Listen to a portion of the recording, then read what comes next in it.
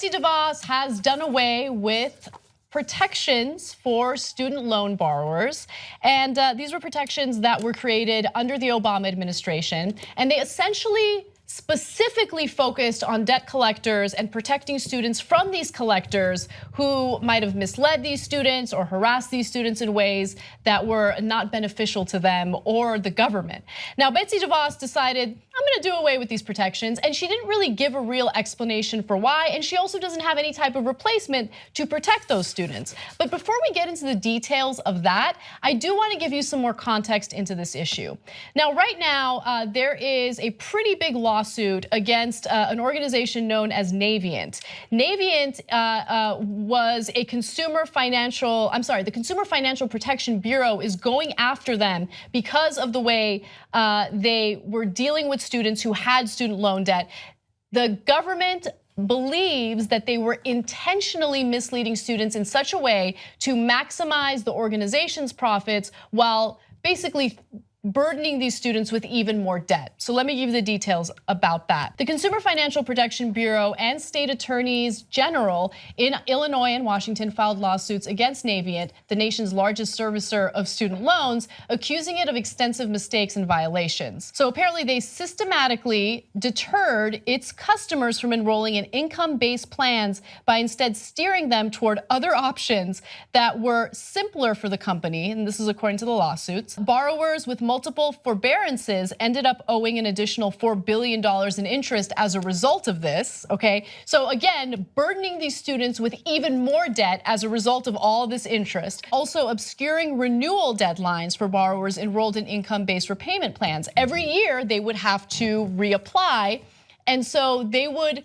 hide the date that they would have to reapply by, so they would lose the ability to pay back under this income-based program. Also, from July 2011 until March of 2015, some 60% of Navient's customers did not renew on time because they were misled and not told when they were supposed to renew. When borrowers sent in lump sum payments with instructions to pay off a specific loan, Navient sometimes instead divided the payment among all of the loans in the borrower's account, the Consumer Bureau said. Now understand why they did that. They didn't want you to pay off your loan, okay? That's not in their best interest. They want to maximize profits. So what they do is they divide it among all of the loans that you might have. That way you don't close one specific loan the way that you instructed them to do. Also, borrowers are usually allowed to release their co-signers after a minimum number of on-time payments have been made, but Navient created obstacles that made releases deceptively difficult to obtain. Pioneer Credit Recovery, Navient's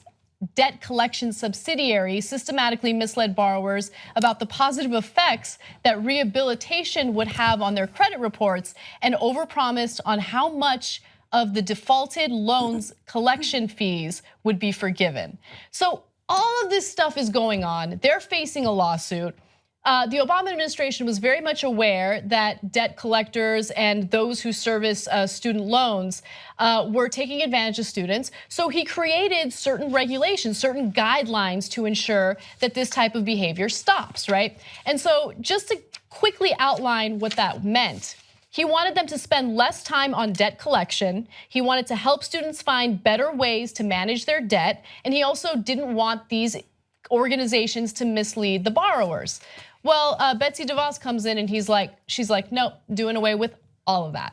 Don't like it, done, okay? That's what happened. And no explanation, she just thinks that it's ineffective, but ineffective how? Won't elaborate on it, won't provide any type of replacement idea or plan to protect students. Yeah, it's like my math teacher used to say, show your work, Betsy.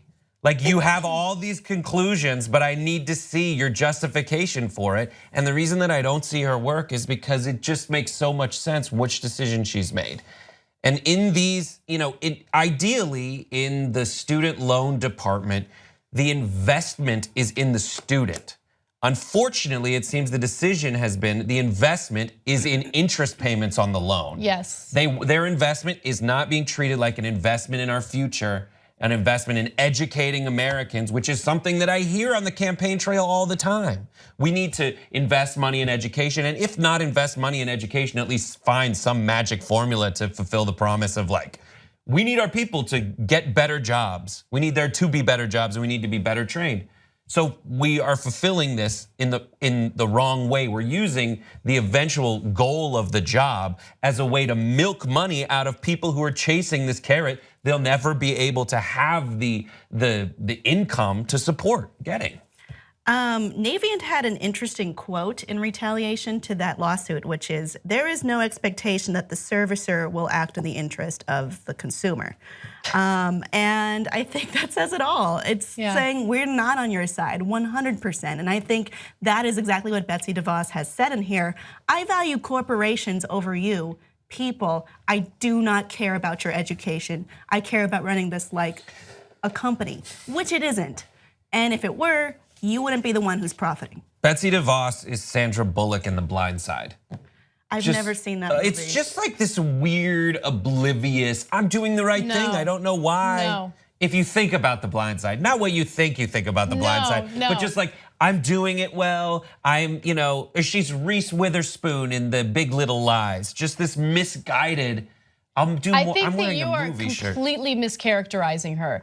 Betsy DeVos knows what she's doing. She is not oblivious. She is very friendly to corporations because she comes from that world. She has no interest in protecting the little guy. You've seen what she did with charter schools in Michigan, moving toward privatizing education there. And look, when we were talking about Betsy DeVos previously, a lot of the fear was about what she would do to public grade schools, right? But as in her position as education secretary, she actually doesn't have much impact on public grade schools. That's really left to the states. What she does have a huge impact on is colleges. And that is a huge, huge problem considering the fact that we're straddled with $1.3 trillion in student loan debt right now. It continues to get worse with more and more students defaulting. And Obama did something relatively small to help protect students, and she did away with it for no reason other than to protect these corporations that continuously take advantage of them. And let me be clear about another thing, okay?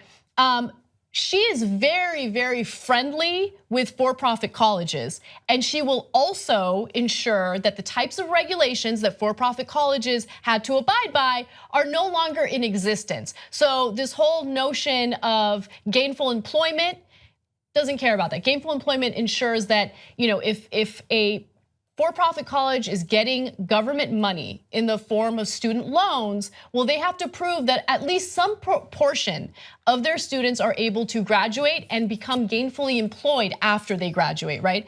Because a lot of these schools are just scams and they have no interest in educating them. A lot of them aren't even accredited.